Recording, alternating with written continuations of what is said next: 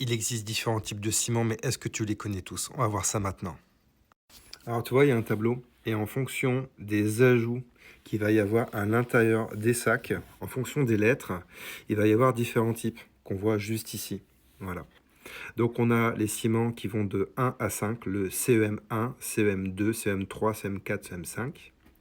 Et on a justement là ici le clinker. Le clinker, c'est le constituant principal du ciment. Donc c'est ce qui va permettre le phénomène de prise, en plus de l'ajout de gypse à hauteur de 5%.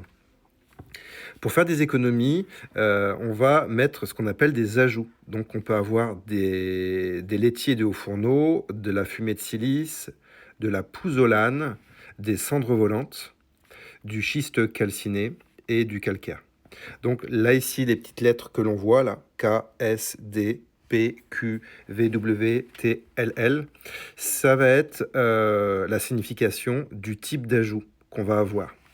Ensuite, là, on va avoir donc le ciment numéro 1, c'est le ciment Portland artificiel. Donc c'est celui qui sera le plus pur possible en clinker. Donc en fait, il n'a pas d'ajout, si ce n'est le gypse. Donc le gypse, c'est une pierre qui va permettre le phénomène de prise. Donc le ciment Portland artificiel, on s'en sert plus pour faire tout ce qui est préfabrication, voilà, des ciments qui seront assez résistants. Voilà.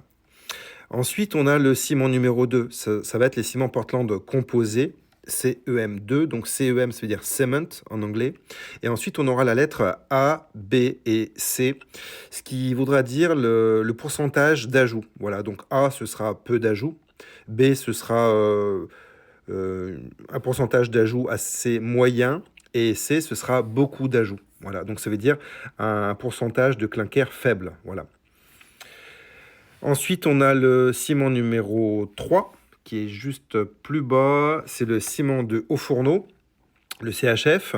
Et la même chose, on a le A, le B et le C. On voit bien que le C, il a un pourcentage de clinker compris entre 5 et 19. Et tout le reste, eh ben, ça va être des ajouts ici, entre 80% et 95% de laitier de haut fourneau. Ensuite, on a le CEM4, le ciment pouzzolanique, voilà, donc en A ou en B. Et pour terminer, on aura le ciment au laitier et aux cendres, c'est le ciment numéro 5.